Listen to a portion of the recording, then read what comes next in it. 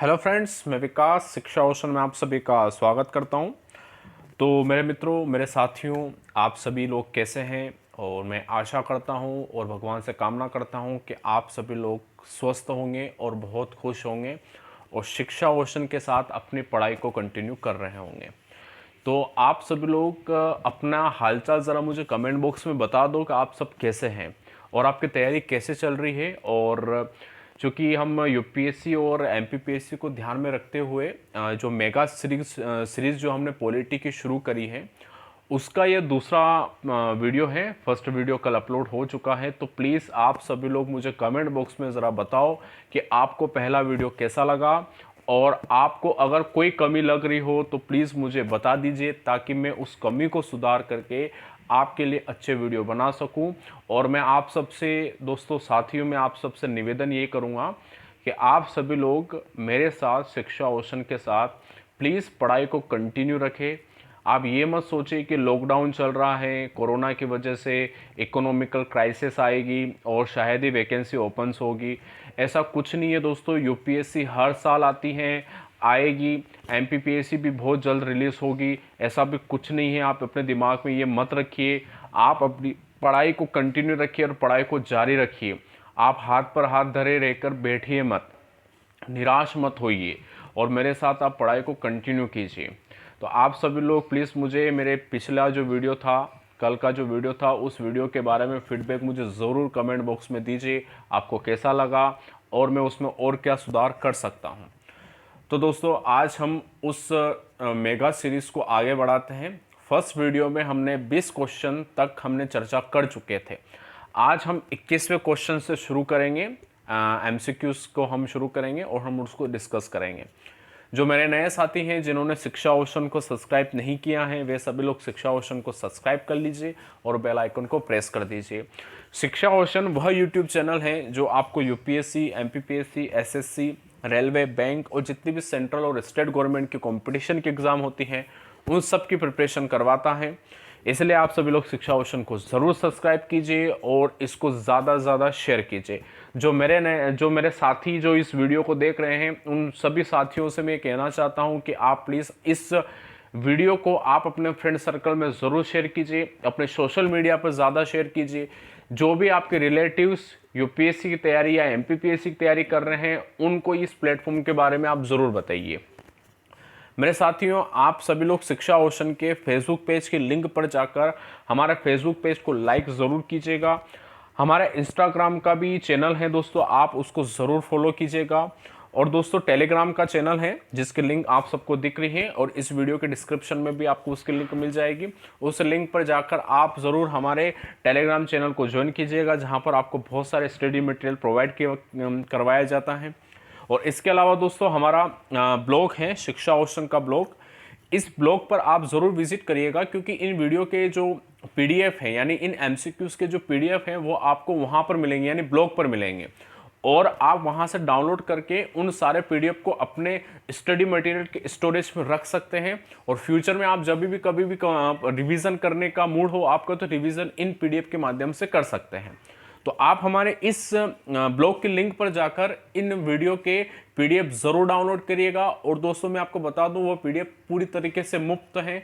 किसी प्रकार से आपसे कोई चार्ज नहीं वसूला जा रहा है। ये कोई गलतफहमी है कि आपसे कोई चार्ज वसूला जाएगा।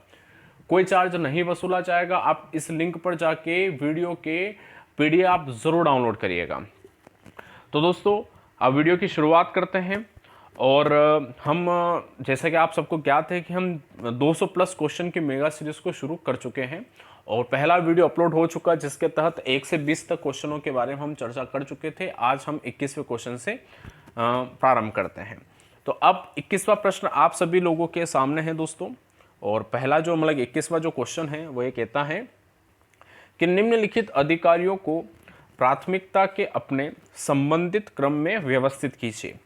यानी आपके कुछ अधिकारी या कुछ पद हैं, उन पदों को हमें क्रमानुसार जमाना है, यानी घटते क्रम में हमें उनको जमाना है। ठीक है, शक्तियों के आधार पर, पद की प्राथमिकता के आधार पर हमें उसको जमाना है। तो पहला है राज्यों के गवर्नर अपने संबंधित राज्यों में, प्रमुख राष्ट्रपतियों, उप प्रधानमंत्री। ठीक है, ज़रा आप यहाँ पर एक चीज़ को फोकस करिएगा। देखो दोस्तों, यूपीएससी शब्दों का खेल है, शब्द आपको पकड़ना ज़रूरी है और शब्दों के माध्यम से ही आप अपने प्रश्नों को सोल्व कर सकते हैं। शब्द कभी कभी अलग मतलब निकालते हैं और उन मतलबों को आप समझा करो। जैसे कि आप यहाँ पर देखिए, शब्द है प्रमुख राष्ट्रपतियों। प्रश्न क्या है यहाँ पर, शब्द क्या है, प्रमुख राष्ट्रपतियों। अरे दोस्तों, राष्ट्रपतियों लिखा हुआ है जबकि भारत का राष्ट्रपति एक होता है, यानी प्रमुख राष्ट्रपतियों का मतलब कि पूर्व राष्ट्रपतियों के बारे में बात कर रहा है। क्योंकि आप मुझे बताइए, पूर्व राष्ट्रपति तो बहुत सारे हो सकते हैं ना, कि एक हो सकते हैं, अनेक हो सकते हैं पूर्व राष्ट्रपति तो, ठीक है। तो यहां पर जिसकी बात कर रहे हैं हम, यहां पर पूर्व राष्ट्रपति की बात कर रहे हैं। जैसे उदाहरण के तहत प्रणब मुखर्जी एक पूर्व राष्ट्रपति हैं, ठीक है। इसके अलावा अगर अपन बात करें तो आपके जो डॉक्टर एपीजे अब्दुल कलाम, जो कि अब नहीं रहे किंतु पूर्व राष्ट्रपति हैं, ठीक है। हमारे बीच में डॉक्टर एपीजे अब्दुल कलाम नहीं है किंतु वो पूर्व राष्ट्रपति तो रह चुके हैं ना, ठीक है। अभी वर्तमान में पूर्व राष्ट्रपति बोलेंगे उनको, ठीक है। तो अब उसी प्रकार से प्रमुख राष्ट्रपतियों में हम बोल सकते हैं पूर्व राष्ट्रपति, क्लियर, और उप प्रधानमंत्री। इसके पश्चात तीसरा जो पॉइंट है वह कहता है राज्यसभा और लोकसभा में केंद्रीय विपक्ष के नेताओं के मंत्रिमंडल में मंत्री, यानी राज्यसभा केंद्र सभा में विपक्ष के नेता और आपके कैबिनेट मिनिस्टर के मंत्री। अब इन तीनों को व्यवस्थित क्रम में जमाना है, ठीक है। शक्तियों के आधार पर इनको व्यवस्थित क्रम में जमाना है, ठीक है। तो सबसे पहले स्थान आता है आपके राज्यों के गवर्नर्स का, यानी आपके ये पहला हो गया। उसके बाद राज्यों के गवर्नर के बाद यानी राज्यपाल के बाद आपके पूर्व राष्ट्रपति का स्थान आता है, ठीक है। साथ में आपके उप प्रधानमंत्री का भी स्थान आता है और तीसरे स्थान पर राज्यसभा लोकसभा के विपक्ष के नेता और आपके मंत्री आते हैं। तो आपके फर्स्ट सेकंड थर्ड ये पूरी तरीके से लाइन में एक साथ क्रम में जमे हुए हैं, तो हमें इसमें किसी प्रकार से कोई संशोधन नहीं करना है। तो प्रश्न क्रमांक 21 का राइट आंसर हो जाएगा 1, 2, 3, यानी ए वाला इसका राइट आंसर है। चलिए अब चलते हैं अगले प्रश्न, प्रश्न क्रमांक 22। निम्नलिखित में से कौन सा विषय, ठीक है, यहाँ पर कुछ विषयों के बारे में वर्णन किया गया है, 4 विषय हैं। तो निम्नलिखित में से कौन सा विषय 7वीं अनुसूची की समवर्ती सूची में है, ठीक है। आपको मैं बता दूं दोस्तों कि हमारी जो अनुसूचियां हैं, 3 अनुसूचियां होती हैं, संघ अनुसूची, ठीक है, संघ सूची, राज्य सूची और समवर्ती सूची। कितनी सूचियां होती हैं? 3 सूचियां होती हैं, जिसे हम केंद्र सूची के नाम से भी जानते हैं, राज्य सूची के नाम से भी जानते हैं और समवर्ती सूची के नाम से भी जानते हैं। और इन तीनों सूचियों का वर्णन भारतीय संविधान की 7वीं अनुसूची में है, ठीक है। अब संघ जो सूची होती है, संघ सूची में जितने भी विषय होते हैं उन विषयों पर कानून सिर्फ और सिर्फ केंद्र बनाता है, जबकि राज्य सूची में जो विषय होते हैं उन विषयों पर कानून राज्य बनाएंगे, और समवर्ती सूची में जो विषय होते हैं उनके ऊपर कानून केंद्र और राज्य दोनों बना सकते हैं, ठीक। तो यहां पर क्या कहा गया कि ऐसा कौन सा विषय है जिस विषय पर आपके समवर्ती सूची के अंतर्गत वो विषय आता है जिसके ऊपर कानून केंद्र और राज्य दोनों बना सकते हैं। तो पहला है सार्वजनिक स्वास्थ्य और स्वच्छता, दूसरा वन, तीसरा स्टॉक एक्सचेंज और डी कृषि, ठीक है। तो अब इसमें जो राइट आंसर है दोस्तों, वह राइट आंसर है वन। वन के ऊपर समवर्ती सूची के अंतर्गत आता है और इसके ऊपर केंद्र और राज्य दोनों मिलकर या दोनों कानून बना सकते हैं। क्लियर? चले अब अगले प्रश्न पर हम चलते हैं, प्रश्न क्रमांक 23। उपराष्ट्रपति को हटाने का प्रस्ताव किसमें पेश किया जाता है? देखिए दोस्तों, पहली चीज, उपराष्ट्रपति को हटाने का जो प्रस्ताव होता है, पद से हटाने का प्रस्ताव, उसे कहते हैं महाभियोग। क्या कहते हैं दोस्तों उसको? महाभियोग। महाभियोग, ठीक है, महाभियोग प्रस्ताव। राष्ट्रपति उपराष्ट्रपति को पद से हटाने की जो प्रक्रिया होती है उस प्रक्रिया को महाभियोग कहा जाता है, ठीक। तो अब देखिए, उपराष्ट्रपति को हटाने का प्रस्ताव किसमें पेश किया जाता है? ठीक है, लोकसभा यानी केवल लोकसभा, केवल राज्यसभा, लोकसभा और राज्यसभा दोनों, या लोकसभा और राज्यसभा के संयुक्त सत्र में। देखिए पहली चीज तो यहां पर आप याद रखिएगा, महाभियोग का प्रस्ताव हमेशा संसद में आएगा। कहां आएगा? संसद में। ठीक है।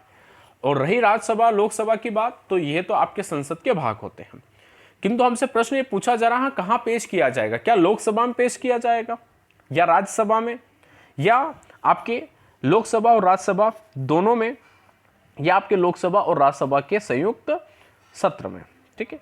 तो देखिए दोस्तों, उपराष्ट्रपति को पद से हटाने का प्रस्ताव आपके राज्यसभा में पेश किया जाता है और उसके पश्चात वह लोकसभा में जाता है।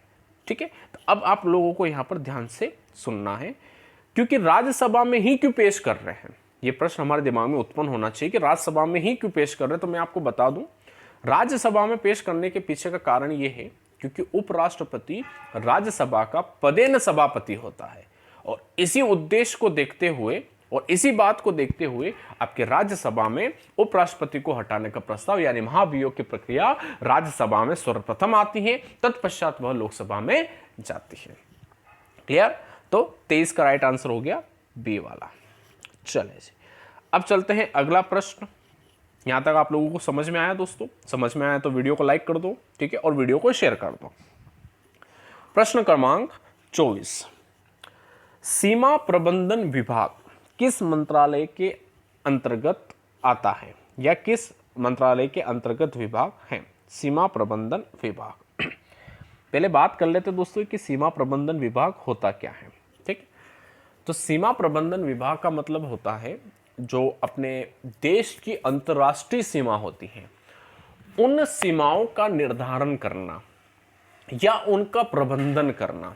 दो देशों के मध्य अगर सीमा विवाद है या सीमा से संबंधित कोई समझौता है, बाउंड्री से कोई संबंधित समझौता है, या उसका प्रबंधन करना, यह कहलाता है आपका सीमा प्रबंधन विभाग। यानी इसके लिए एक विभाग बनाया गया जिसका विभाग का नाम है सीमा प्रबंधन विभाग। अब हमारा प्रश्न यह है दोस्तों कि सीमा प्रबंधन विभाग जो सीमाओं को निर्धारित करता है, उनको रेगुलेट करता है तथा उनका प्रबंधन करता है, मैनेजमेंट करता है, वह विभाग किस मंत्रालय के अधीन आता है? अब हमारे सामने कुल 4 मंत्रालय हैं, 4 ऑप्शन के तहत 4 मंत्रालय। पहला रक्षा मंत्रालय, दूसरा गृह मंत्रालय, तीसरा विदेश मंत्रालय और चौथा है सड़क परिवहन मंत्रालय। तो दोस्तों मैं आपको बता दूं, सीमा प्रबंधन जो विभाग है यह आपके गृह मंत्रालय के अधीन आता है। तो प्रश्न क्रमांक 24 का राइट आंसर हो जाएगा गृह मंत्रालय। ठीक है।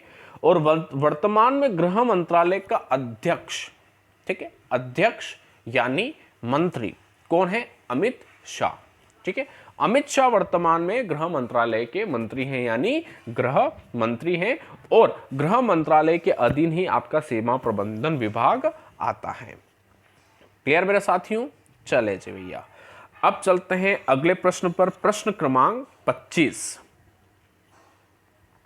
ध्यानपूर्वक देखिएगा दोस्तों। प्रश्न क्रमांक 25, क्षेत्रफल के हिसाब से, ध्यान से देखिए दोस्तों, क्षेत्रफल के हिसाब से भारत की सबसे बड़ी लोकसभा कौन सी है? यानी लोकसभा का संसदीय क्षेत्र। मैं आपको बता दूं दोस्तों कि राज्यसभा में क्या होता है कि राज्यसभा में जो सदस्य होते हैं वो राज्यों की विधानसभा के द्वारा बनने हुए निर्वाचक मंडल के द्वारा चुनकर जाते हैं, किंतु लोकसभा के जो सदस्य होते हैं वह प्रत्यक्ष रूप से जनता के द्वारा चुनकर जाते हैं, और वह जिस क्षेत्र से खड़े होते हैं या वह जिस क्षेत्र से चुने जाते हैं या चुनाव लड़ते हैं उस क्षेत्र को उनका संसदीय क्षेत्र कहा जाता है। जैसे उदाहरण के तहत भारत के प्रधानमंत्री नरेंद्र मोदी, ठीक है, लोकसभा के सदस्य हैं, एज ए सांसद के रूप में वह लोकसभा में पहुंचे थे, तो उनका संसदीय क्षेत्र वाराणसी है, यानी वह वाराणसी से चुनाव में खड़े हुए थे और वहां से चुने थे। ठीक है, वाराणसी। ठीक है, तो उनका वह संसदीय क्षेत्र हो गया। ठीक है, तो अब उसी प्रकार से क्षेत्रफल की दृष्टि से सबसे बड़ा संसदीय क्षेत्र कौन सा है? ठीक है, अरुणाचल प्रदेश, लद्दाख, बाड़मेर या कच्छ। ठीक है, तो दोस्तों सबसे बड़ा जो आपका संसदीय क्षेत्र है वह है लद्दाख। ठीक है, याद रखिएगा लद्दाख। ठीक, जो वर्तमान में यूटी है, यूनियन टेरिटरी है लद्दाख। तो सबसे बड़ा लोकसभा का क्षेत्र लद्दाख हो गया।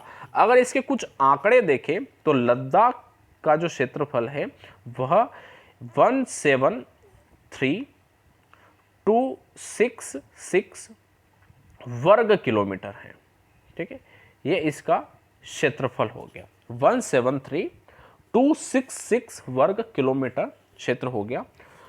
प्रथम स्थान पर तो आपका लद्दाख आ गया, दूसरे स्थान पर बाड़मेर आ जाएगा। ठीक है, मतलब कि दूसरा सबसे बड़ा लोकसभा का जो क्षेत्र है वह बाड़मेर है। तीसरा आ जाता है आपका कच्छ। ठीक है, कच्छ। और चौथे स्थान पर आ जाता है आपका अरुणाचल प्रदेश। अब इस अरुणाचल प्रदेश को भी दो हिस्सों में बांटा गया है। ठीक है, ध्यानपूर्वक सुनिएगा, अरुणाचल प्रदेश को भी दो हिस्सों में बांटा गया है, अरुणाचल पश्चिम और अरुणाचल पूर्व। ठीक है, तो आप सिर्फ इतना याद रखिएगा कि सबसे बड़ा लोकसभा का संसदीय क्षेत्र क्षेत्रफल की दृष्टि से लद्दाख के, दूसरे स्थान पर बाड़मेर, तीसरे स्थान पर कच्छ और चौथे स्थान पर अरुणाचल प्रदेश आता है। क्लियर दोस्तों?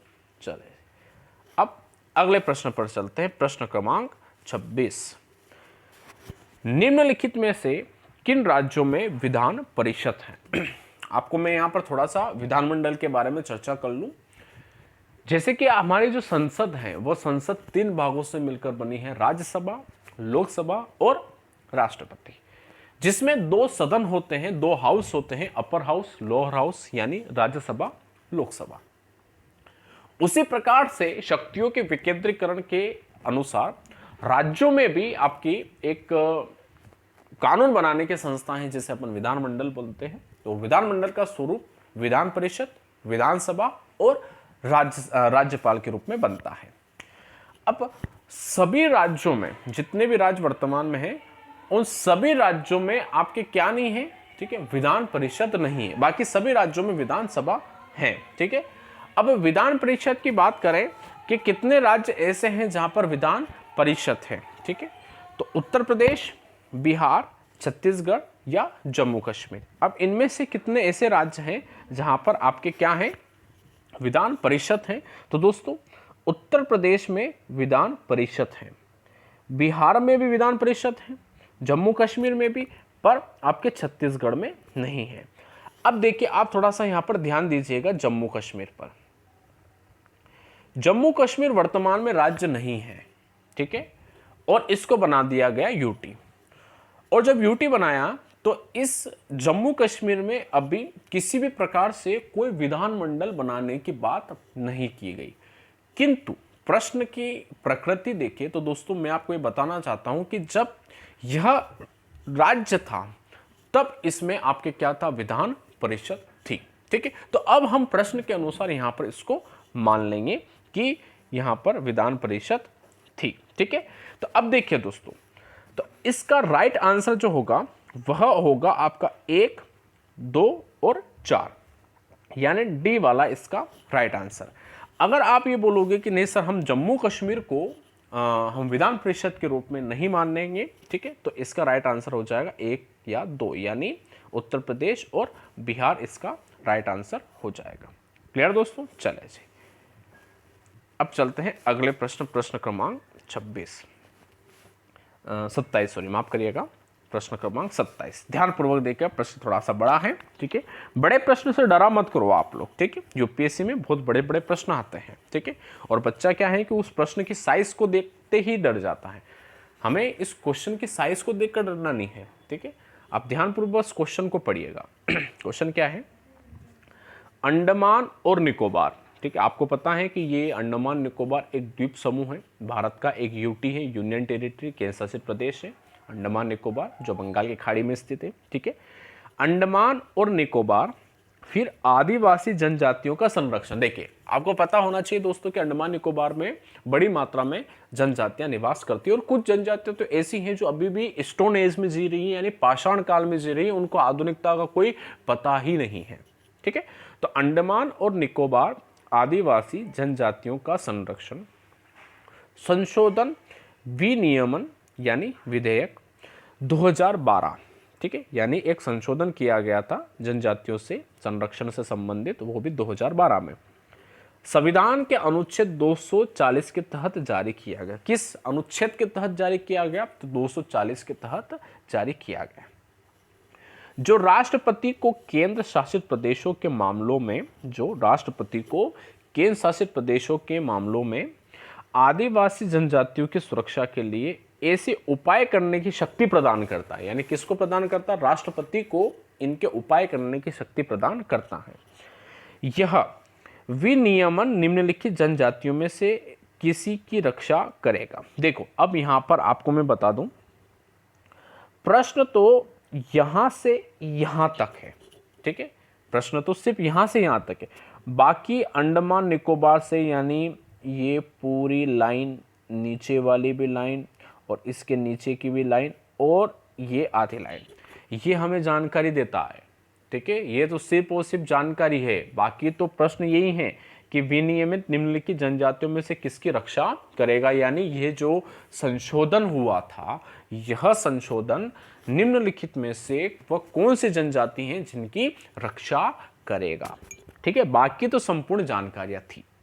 अब देखते हैं दोस्तों, ओगेस, शोम्पेन्स, सेंटिलस या जरवास, वह कौन सी जनजाति है जिसकी रक्षा करेगा? तो दोस्तों वह जनजाति है जरवास। याद रखिएगा, जरवास जनजाति, ठीक है। कौन सी जनजाति? जरवास जनजाति, ठीक है। अब चलते हैं अगले प्रश्न पर, प्रश्न क्रमांक 28। अब प्रश्न क्रमांक 28 अब आप सभी के सामने है। देखिएगा, प्रश्न क्रमांक 28, निम्नलिखित में से कौन सा आपदा प्रबंधन अधिनियम, आपदा यानी डिजास्टर मैनेजमेंट, ठीक है, और यूपीएससी के मेंस में भी हमारा सिलेबस है डिजास्टर मैनेजमेंट का, ठीक है।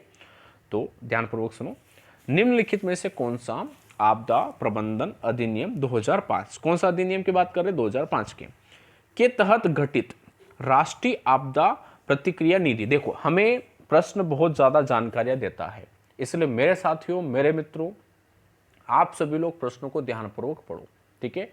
और मेरे जितने भी मित्र हैं, मेरे जितने भी स्टूडेंट हैं, ठीक है, जो ये वीडियो देख रहे हैं, ठीक है, मेरे साथियों, आप सभी से मैं यही कहना चाहता हूं कि आप प्रश्न को ध्यानपूर्वक देखो, ध्यानपूर्वक उसको समझो, ठीक है। मैं आपसे वादा करता हूं कि शिक्षा ओशन आपकी पढ़ाई के लिए प्रतिबद्ध था, प्रतिबद्ध है और प्रतिबद्ध रहेगा, ठीक है। आपको हम क्वालिटी वाली स्टडी प्रोवाइड करवाएंगे, बस आप सिर्फ और सिर्फ हमारा साथ दीजिए और हमारे साथ पढ़ाई कीजिए।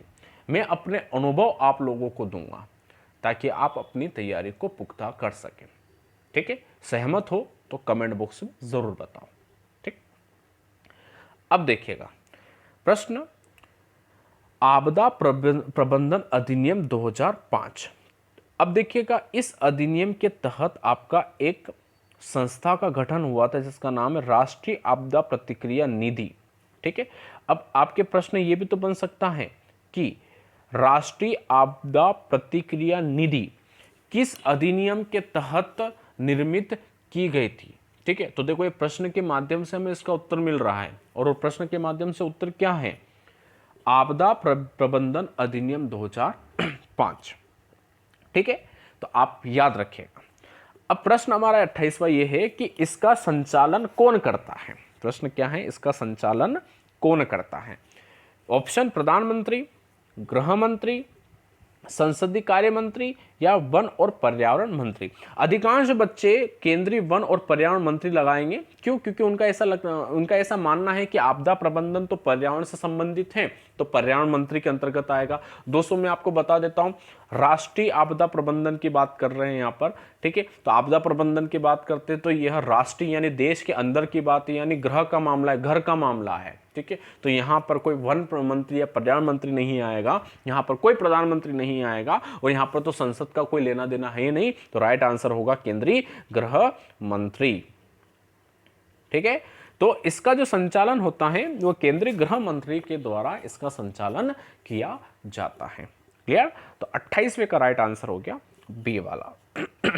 चलिए, अब चलते हैं प्रश्न क्रमांक 29 पर। प्रश्न क्रमांक 29, निम्न में से कौन सा कर, टैक्स के बारे में बात कर रहे हैं। निम्न में से कौन सा कर केंद्र सरकार द्वारा विशेष रूप से लगाए गए करों में से एक है, यानी वह कौन से कर हैं जो आपके केंद्र सरकार के द्वारा लगाए जाते हैं। फिर उसके बाद दूसरी कंडीशन क्या है, और भारत के संविधान की 7वीं अनुसूची की संघ सूची में उल्लेख किए गए हैं। मैं आपको पहले बता चुका हूं दोस्तों, भारतीय संविधान के 7वीं अनुसूची में आपके 3 सूचियों के बारे में वर्णन है, संघ सूची, राज्य सूची और समवर्ती सूची। संघ सूची की बोल रहे हैं, यानी संघ सूची में जितने भी विषय होंगे उन सब विषय पर कानून सिर्फ और सिर्फ केंद्र बनाएंगे। तो प्रश्न क्या कह रहा है कि वह कौन से कर हैं जिन कर सिर्फ और सिर्फ केंद्र सरकार लगाती है, क्योंकि वह कर जो है आपके संघ सूची का विषय है। ठीक है, तो जरा हमें कुछ करों के बारे में बात कर लेते हैं।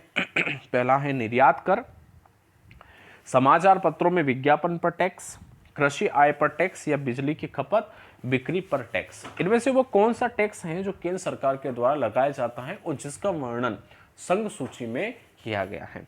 तो देखिए दोस्तों, पहला निर्यात कर, ठीक है, जो आपका निर्यात टैक्स होता है यह केंद्र सरकार के द्वारा डिसाइड किया जाता है और इनके द्वारा ही लगाया जाता है।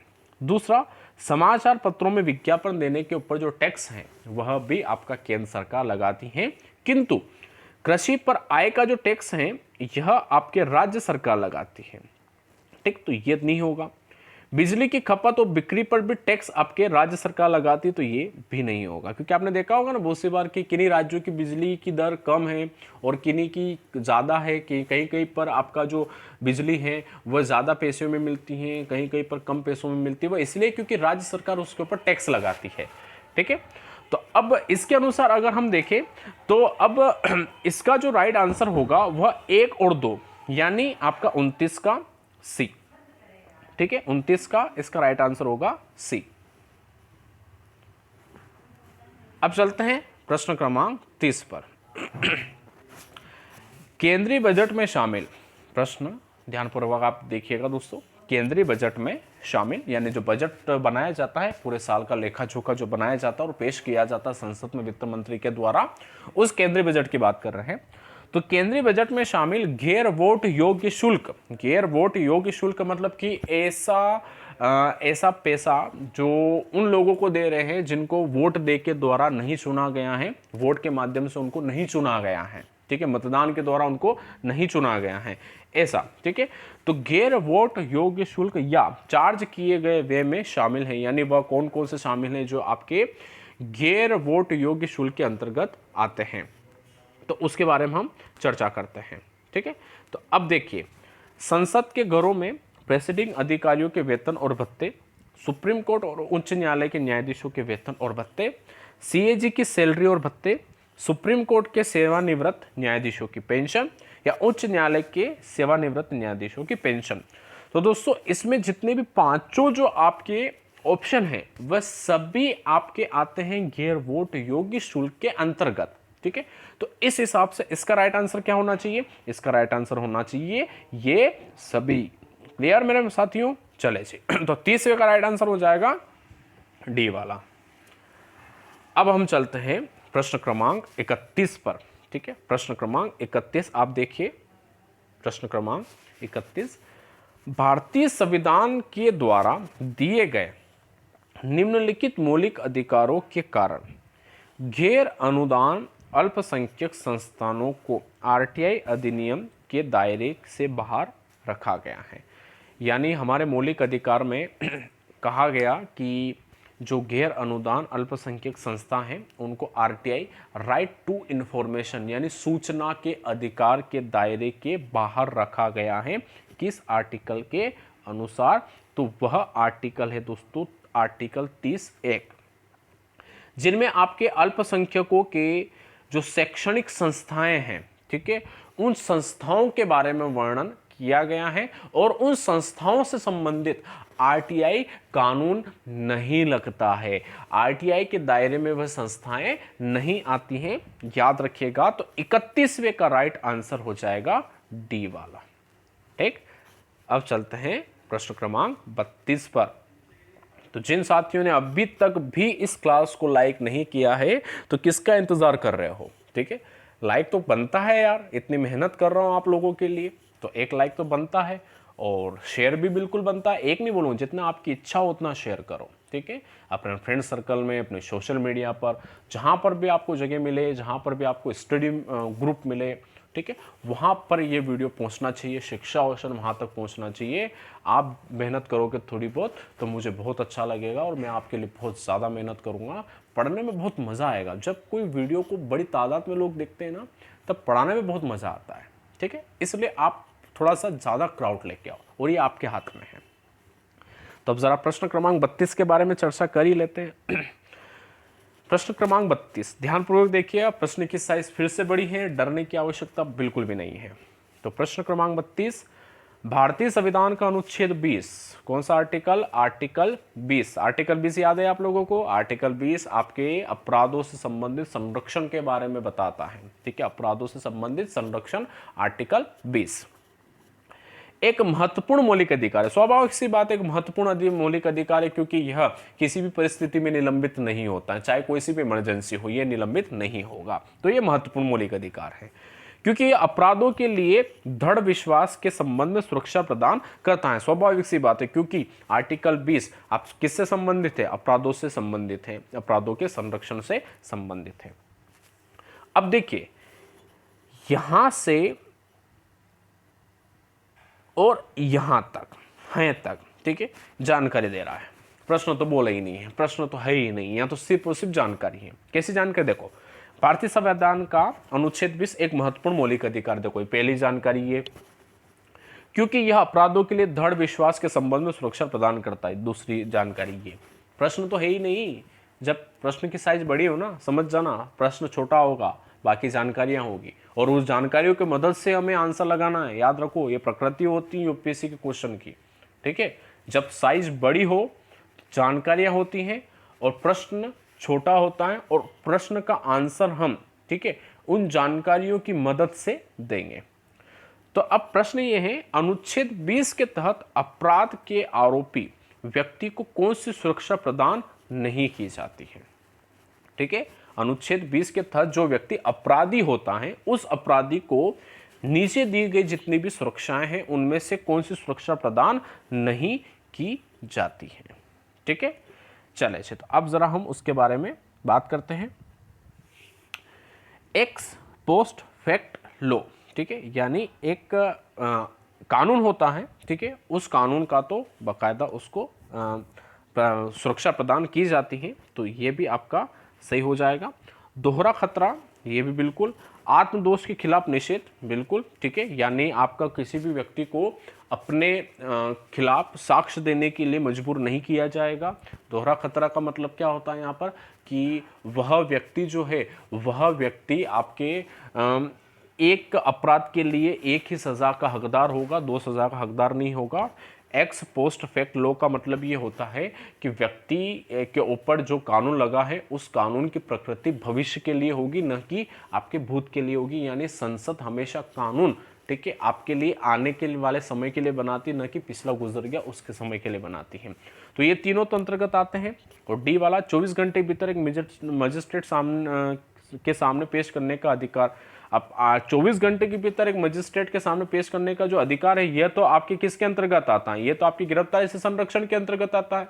ये आपके आर्टिकल 20 के अंतर्गत थोड़ी आता। बाकी तीनों जो हैं, ये तीनों आपके आर्टिकल 20 के अंतर्गत आते हैं, किंतु ये नहीं आता है। तो राइट आंसर इसका डी वाला होगा कि नहीं होगा? तो प्रश्न क्रमांक 32 का राइट आंसर डी वाला है। ठीक, चले जी, अब चलते हैं प्रश्न क्रमांक 33 पर। भारत के निर्वाचन आयोग के चुनावों में से कौन सा चुनाव संबंधित नहीं है? यानी भारत का जो निर्वाचन आयोग है, यानी इलेक्शन कमीशन है, सेंट्रल इलेक्शन कमीशन, यानी केंद्रीय चुनाव आयोग, किन किन का चुनाव करवाता है, ठीक है, और किन का नहीं। अब प्रश्न है कि संबंधित नहीं है, यानी इनमें से कौन सा वह चुनाव है जिसका, मतलब कि वह कौन सा क्षेत्र है जिसका चुनाव आपका केंद्रीय चुनाव नहीं करवाता, या चुनाव आयोग नहीं चुनाव करवाता है। ठीक है, तो देखिएगा आप यहाँ पर कि राष्ट्रपति का चुनाव करवाता है, उपराष्ट्रपति का भी करवाता है। अब राज्यों की उप पंचायत और नगर पालिका। अब राज्यों की पंचायत और नगर पालिका का जो चुनाव है, ठीक है, इसका चुनाव आपका केंद्रीय चुनाव आयोग नहीं करवाता है। आर्टिकल 243 के अनुसार इसका चुनाव करवाएगा राज्य का निर्वाचन आयोग। ठीक है, तो इसका राइट आंसर सी वाला हो जाएगा। ठीक है, क्योंकि मैं आपको बता दूं, केंद्र का जो चुनाव आयोग होता है वो राष्ट्रपति, उपराष्ट्रपति, विधानसभाओं के चुनाव का आयोजित करवाता है, किंतु लोकल गवर्नमेंट जो है, पंचायती राज जो है, जिसमें आपके पंचायतें आ जाती है, नगर पालिका आ जाती, इनका चुनाव राज्य का जो चुनाव आयोग होता है वह करवाता है। तो 33 का राइट आंसर हो जाएगा सी वाला। अब आर्टिकल 34 संविधान का आर्टिकल 123, ये तो बहुत इजी क्वेश्चन है दोस्तों, बहुत ही इजी क्वेश्चन है। इसके ऊपर तो चर्चा की बात ही नहीं है, सिर्फ चर्चा इतना होगी कि ये आर्टिकल जो 123 है, जो कि राष्ट्रपति के अध्यादेश से संबंधित है, यानी 34 का राइट आंसर ए वाला। बस चर्चा हम ये करेंगे कि अध्यादेश होता क्या है। ठीक है, तो देखिए दोस्तों, अध्यादेश एक कानून है, ठीक है, और भारत के संविधान के अनुसार कानून बनाने वाली संस्था है संसद, किंतु संसद पूरे ही 12 महीने कार्य नहीं करती है। वह संसद का जब सेशन आता है, सत्र आता है, तब वह कार्य करती है। तो क्या होता है कि जब संसद सत्र में नहीं होती है, यानी सेशन में नहीं होती है, और उस वक्त कानून की आवश्यकता पड़ जाए, तब भारत के राष्ट्रपति एक अध्यादेश जारी करते हैं आर्टिकल 123 के अनुसार, आर्टिकल 123 के अनुसार। और ये जो अध्यादेश होता है, ये अध्यादेश आपके कानून की तरह ही कार्य करता है। ठीक है, तो ये होता है अध्यादेश। तो आर्टिकल 123 किससे संबंधित है? राष्ट्रपति के अध्यादेश से संबंधित है। अब आगे बढ़ते हैं अगले प्रश्न पर, प्रश्न क्रमांक 35। अब देखिएगा, ध्यानपूर्वक देखो। राष्ट्रपति पूरे देश में या किसी इलाके में, किसी एक हिस्से में अनुच्छेद 352 के तहत राष्ट्रीय आपातकाल, ठीक, राष्ट्रीय आपातकाल, देखो यहां पर मैं आपको बता दूं, यहां से यहां तक, ठीक है, जानकारी है, बहुत अच्छी जानकारी है। जानकारी आर्टिकल 352 से है। क्या कहा जा रहा है? आर्टिकल 352, राष्ट्रपति पूरे देश में या किसी भी एक हिस्से में क्या लगा सकता है? राष्ट्रीय आपातकाल लगा सकता है। अब प्रश्न ये है कि किस स्थिति में वो घोषित कर सकता है, यानी वो कौन सी परिस्थितियां हैं जिन परिस्थितियों को देखकर भारत का राष्ट्रपति आर्टिकल 352 के तहत संपूर्ण भारत या भारत के किसी एक हिस्से में नेशनल इमरजेंसी यानी राष्ट्रीय आपातकाल लगा सकता है। बाह्य आक्रमण, सशस्त्र विद्रोह, आंतरिक अशांति, या 1 और 2। तो दोस्तों अगर मैं आपको बताऊं आर्टिकल 352, तो 352 में 352 में 3 परिस्थितियां हैं। उन 3 परिस्थितियों के आधार पर भारत के राष्ट्रपति पूरे भारत या किसी एक हिस्से में नेशनल इमरजेंसी लगाते हैं। पहली स्थिति बाह्य आक्रमण की है, ठीक है। दूसरी स्थिति सशस्त्र विद्रोह की है। तीसरी जो स्थिति है, ठीक है, वह युद्ध की है। बाह्य आक्रमण, युद्ध और सशस्त्र विद्रोह। अब देखो, ये 2 परिस्थितियां तो यहां पर हैं, किंतु आंतरिक अशांति नहीं है, ठीक है। तो राइट आंसर हो जाएगा इसका 1 और 2, यानी अ और ब, यानी ए और बी इसका राइट आंसर है। अब मैं आपको यहां पर एक चीज बताता हूं। आंतरिक अशांति शब्द पहले आर्टिकल 352 का हिस्सा था, किंतु इसे 44वें संविधान संशोधन के तहत इसको हटा दिया, ठीक है, और उसके स्थान पर सशस्त्र विद्रोह को जोड़ दिया, ठीक है। तो याद रखिएगा, बाह्य आक्रमण, सशस्त्र विद्रोह और युद्ध के आधार पर राष्ट्रपति नेशनल इमरजेंसी की घोषणा करते हैं। अब बात करेंगे हम प्रश्न क्रमांक 36 की। बहुत इजी क्वेश्चन है और एक फैक्ट वाला क्वेश्चन है, कंसेप्ट इसमें नहीं है, तो हम जल्दी से इस क्वेश्चन को खत्म कर देंगे। सबसे बड़ा न्यायिक क्षेत्र किस उच्च न्यायालय का है? तो सबसे बड़ा न्यायिक क्षेत्र आपके गुवाहाटी उच्च न्यायालय का है। याद रखिएगा, किसका? गुवाहाटी उच्च न्यायालय का सबसे बड़ा न्यायिक क्षेत्र है। प्रश्न क्रमांक 36 का राइट आंसर बी। अब चर्चा करते हैं प्रश्न क्रमांक 37 पर। निम्नलिखित में से किन बिलों के लिए संसद के दोनों सदनों की संयुक्त बैठक करके गतिरोध को हल करने की कोई संवैधानिक प्रावधान नहीं है? ठीक है, अब देखिएगा दोस्तों, अब ध्यानपूर्वक इसको समझने की कोशिश कीजिएगा। प्रश्न ये है कि प्रश्न से पहले मैं आपको इसका थोड़ा सा एक जानकारी दे दूं कि संसद के दो सदन हैं, राज्यसभा और लोकसभा। राज्यसभा और लोकसभा दोनों का कार्य होता है संसद मतलब कानून के निर्माण में अपना योगदान देना। अब किसी बिल को लेकर, किसी विधेयक को लेकर राज्यसभा और लोकसभा के मध्य अगर मतभेद उत्पन्न हो जाए तो भारत के राष्ट्रपति संयुक्त अधिवेशन बुलाता है और जिसकी अध्यक्षता करते हैं लोकसभा स्पीकर। अब प्रश्न ये है कि संयुक्त बैठक करके गतिरोध हल करने के लिए कोई संवैधानिक प्रावधान नहीं है। किस किस के लिए नहीं है? तो आपको मैं बता दूं कि साधारण विधेयक के लिए आपके संयुक्त अधिवेशन बुलाया जाता है, किंतु धन विधेयक के लिए नहीं बुलाया जाता है, जबकि संविधान में संशोधन के लिए भी नहीं बुलाया जाता है। यह दो ऐसे मामले हैं जिसके लिए ज्वाइंट सेशन नहीं बुलाया जाता है। ज्वाइंट सेशन सिर्फ और सिर्फ नॉर्मल बिल यानी साधारण विधेयक के लिए बुलाया जाता है। तो प्रश्न के अनुसार इसका राइट आंसर होगा 2 और 3। क्लियर दोस्तों? तो प्रश्न क्रमांक 37 का राइट आंसर डी वाला। अब बात करेंगे प्रश्न क्रमांक 38 की। प्रधानमंत्री कार्यालय जिसे कहते हैं पीएमओ, पीएमओ का नाम आप लोगों ने सुना होगा, प्राइम मिनिस्टर ऑफिस। ठीक है, प्रधानमंत्री कार्यालय को कहते हैं पीएमओ, प्राइम मिनिस्टर ऑफिस के बारे में कौन सा कथन असत्य है? हमें यहां पर असत्य ढूंढना है, सत्य नहीं ढूंढना है। ठीक है, याद रखिएगा, असत्य, कौन सा कथन असत्य है? यह संवैधानिक संस्था है, ये कथन तो असत्य है दोस्तों। पहला ही कथन असत्य निकल गया। क्यों? क्योंकि यह संवैधानिक संस्था थोड़ी है। संवैधानिक संस्था किसे कहते हैं? ऐसी संस्था जिसका वर्णन संविधान में किया गया है, किंतु पीएमओ नामक संस्था का वर्णन संविधान के किसी भी आर्टिकल में नहीं किया गया है, तो यह गैर संवैधानिक संस्था है। तो यह कथन गलत हो गया कि यह संवैधानिक संस्था है। दूसरा, यह प्रधानमंत्री के लिए कर्मचारी एजेंसी है। बिल्कुल, यहाँ पर प्रधानमंत्री तथा प्रधानमंत्री के जितने भी कर्मचारी हैं होते हैं वो बैठते हैं और कार्य करते हैं।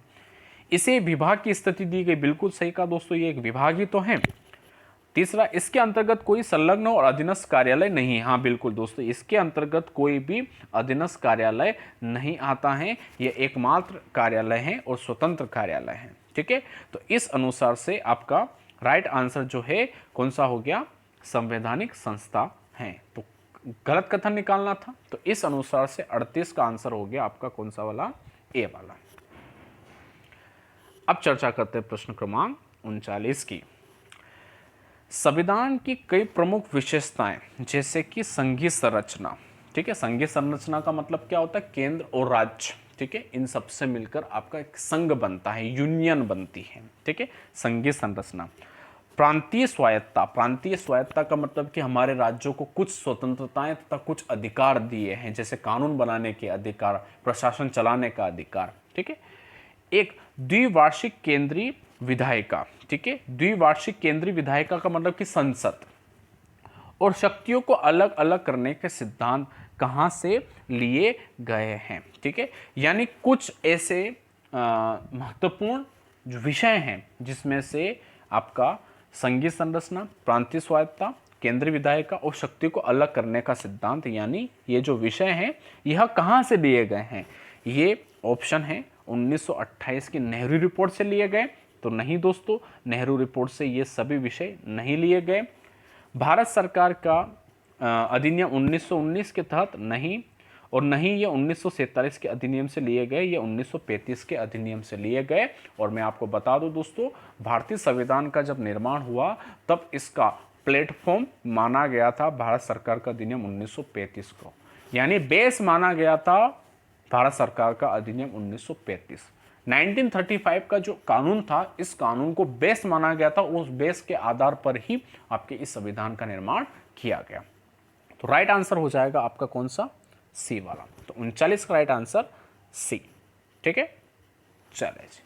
अब लास्ट क्वेश्चन आज के सेशन का। ठीक है, याद रहे आज के सेशन का यानी आज के वीडियो का ये लास्ट क्वेश्चन है। ठीक है, बाकी कल से हम वापस से 41 से शुरू करने वाले हैं। ठीक है। तो निम्नलिखित में से कौन सी भाषा संविधान की 8वीं अनुसूची में नहीं है? मैं आपको बता दूं दोस्तों कि भारतीय संविधान की जो अनुसूची है जिनमें क्रमांक है 8वीं अनुसूचियों में भाषाओं का वर्णन है और कुल भाषाएं हैं वहां पर 22। ठीक है। तो अब 4 भाषाएं ऑप्शन में है और कहा जा रहा है कि निम्न में से कौन सी भाषा 8वीं अनुसूची यानी 22 भाषाओं में से नहीं है? तो नेपाली है, कश्मीरी है, संस्कृत है, किंतु फारसी नहीं है। तो राइट आंसर हो गया ए। 40 का राइट आंसर ए वाला। क्लियर मेरे साथियों? चले जी।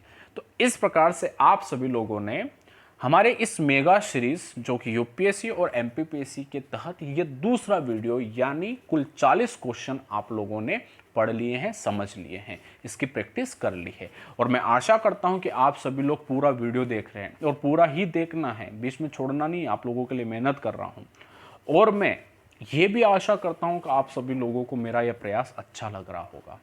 तो दोस्तों, अगर मेरा प्रयास आप लोगों को अच्छा लगा है तो प्लीज़ वीडियो को लाइक ज़रूर कीजिए और वीडियो को ज़्यादा शेयर कर दो यार। थोड़ा सा क्राउड लेके आओ थोड़ा सा यहाँ पर, ठीक है। व्यू ज़्यादा आने चाहिए, ज़्यादा से ज़्यादा लोग देखने चाहिए, लाइक ज़्यादा आने चाहिए। थोड़ा सा मेरी मदद कीजिए, वीडियो को शेयर ज़रूर कीजिए। और जो मेरे नए साथी हैं जिन्होंने अभी तक भी शिक्षा ओशन को सब्सक्राइब नहीं किया है तो प्लीज़ यार सब्सक्राइब कर लीजिए, क्या जाता है, ठीक है। फ्री तो है, सब्सक्राइब करो, बेल आइकन को ज़रूर प्रेस करो। जैसे बेल आइकन को प्रेस करोगे तो उससे फ़ायदा क्या होगा कि जैसे वीडियो अपलोड होगा नोटिफिकेशन आप तक पहुंच जाएगी और आप पढ़ाई करने के लिए बैठ जाओ। वार्निंग है, अलर्ट है, ठीक है। तो चलिए, तो आप सभी का बहुत बहुत धन्यवाद, ठीक है। आप सभी लोग घर में रहिएगा, स्वस्थ रहिएगा, बाहर फालतू मत निकलिएगा, ठीक है।